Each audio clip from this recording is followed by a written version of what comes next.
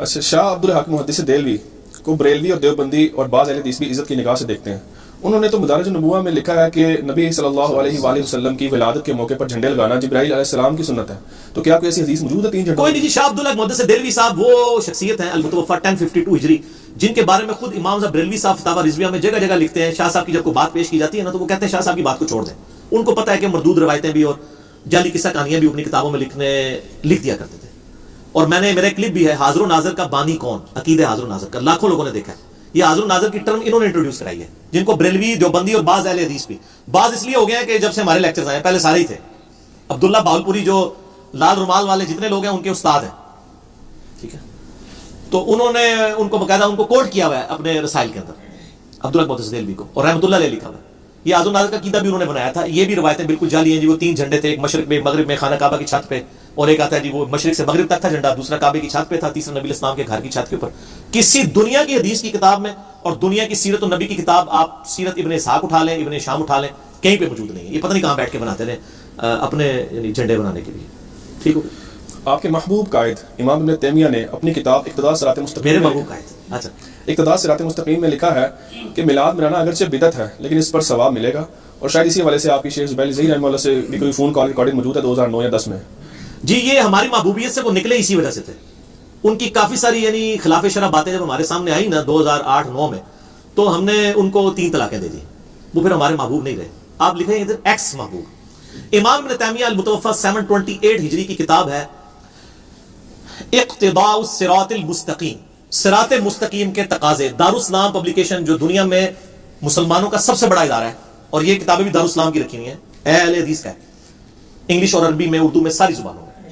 اس کے جو آنر ہیں، بڑے ٹرو جینٹل مین ہیں، عبد المالک مجاہد صاحب کو گجرانوالہ کے ہیں، اب عرب پتی ہیں، وہ عالم دین ہے خود بھی. اور میں ان کی بڑی عزت کرتا ہوں کہ انہوں نے کم از کم یعنی ترمذی، ابو داؤد، نسائی، ابن ماجہ کی تحقیم شیخ زبیر ضحی صاحب والی پرنٹ کی ہے، ان کو کریڈٹ جاتا ہے، کیونکہ البانی صاحب کی تحقیم میں بہت سارے ایشوز ہیں.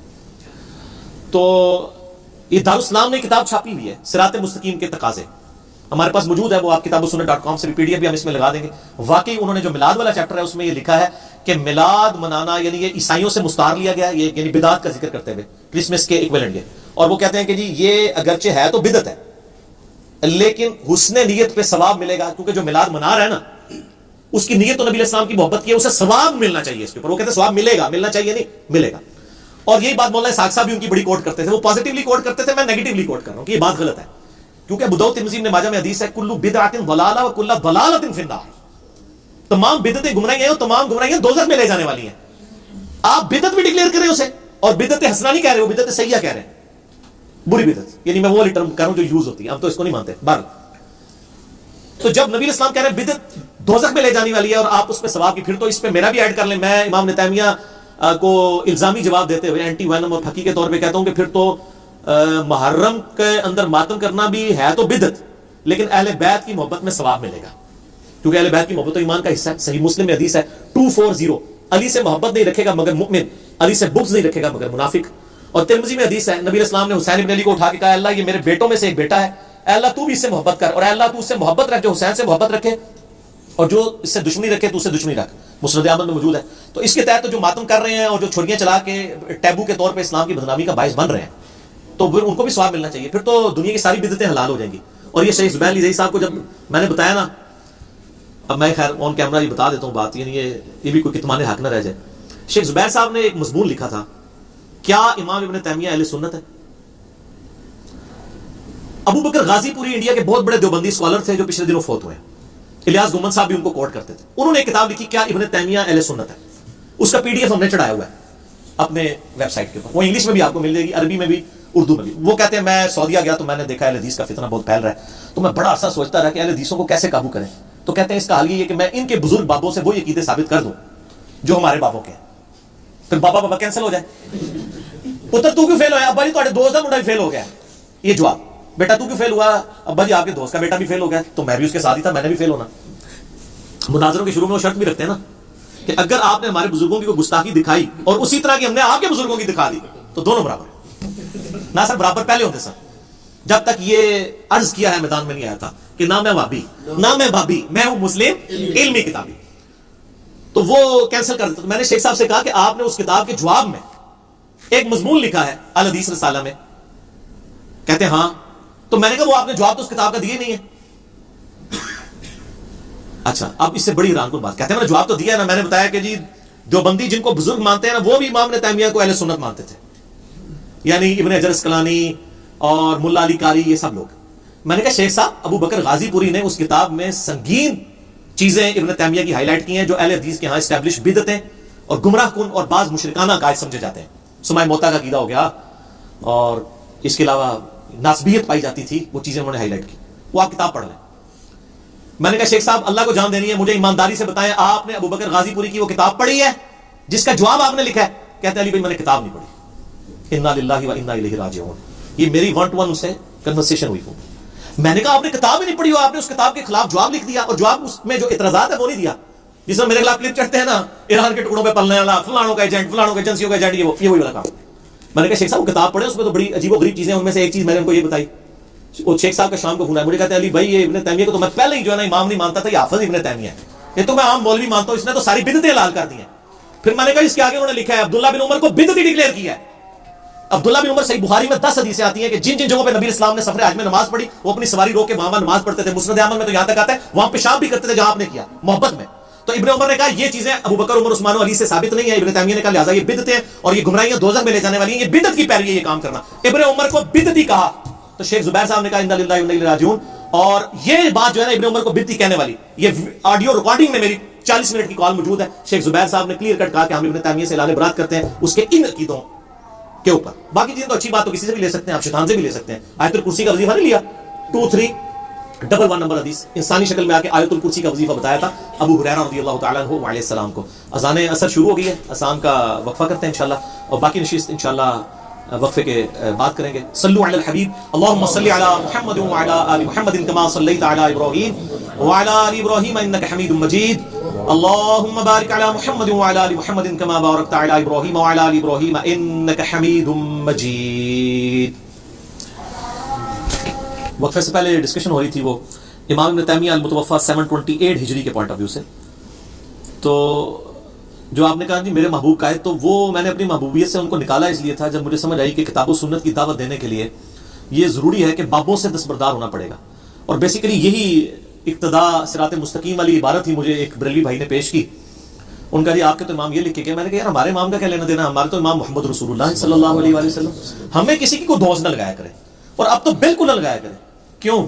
کیونکہ نہ میں وابی نہ میں بابی, میں ہوں مسلم علمی کتابی.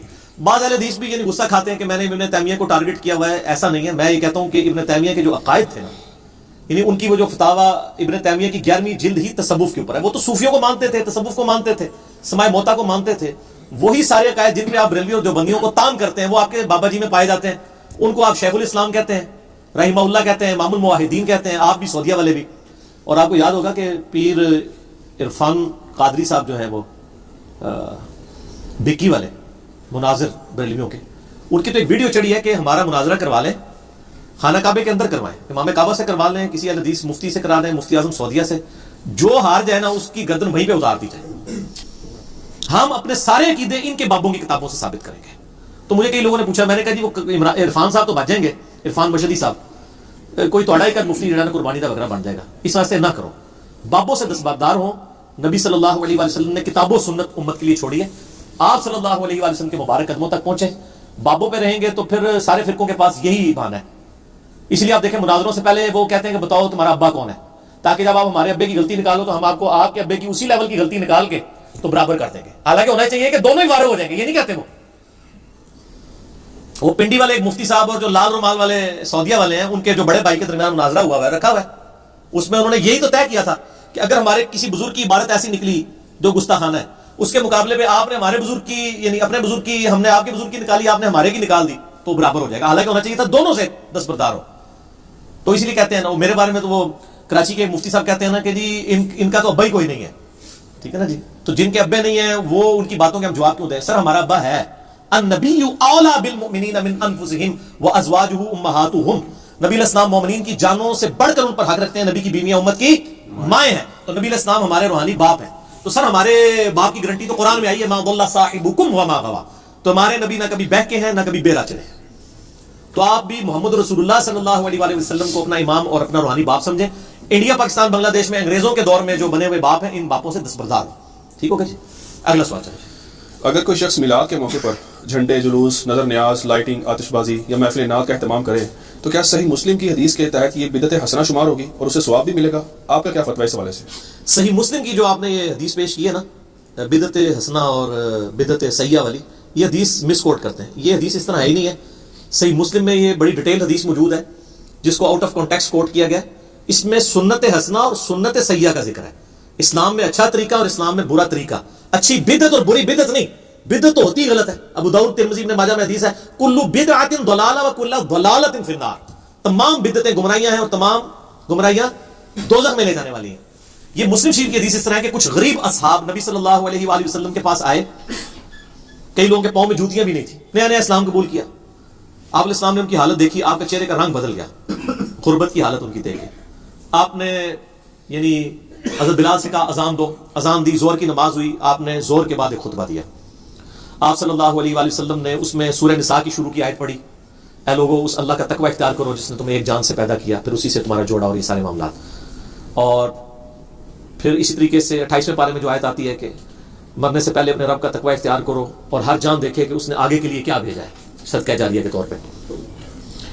پھر آپ نے کہا کہ صدقہ کرو اللہ کی راہ میں اور عورتوں کو بھی ترغیب دلائی. اس میں آتا ہے عورتوں نے بھی اپنے کانوں کی بالیاں تک اتار کے دے دی. اور انصار میں سے ایک صحابی اٹھے, وہ گھر گئے, انہوں نے گھر کا کافی سامان لپیٹا ایک بہت بڑے بورے میں اور وہ گھسیٹتے ہوئے مسجد نبی میں لائے. اور صحابہ کہتے ہیں وہ مشکل سے وہ مطلب اس کو گھسیٹ رہے تھے, اتنا بڑا بورا تھا, لا کے مسجد نبی کے سین میں رکھا. اب باقی لوگ جو پیچھے پیچھے تھے انہوں نے دیکھا یار اس بندے نے اتنی قربانی کی ہے, وہ بھی اپنے گھروں سے جا کے چیزیں لے آئے.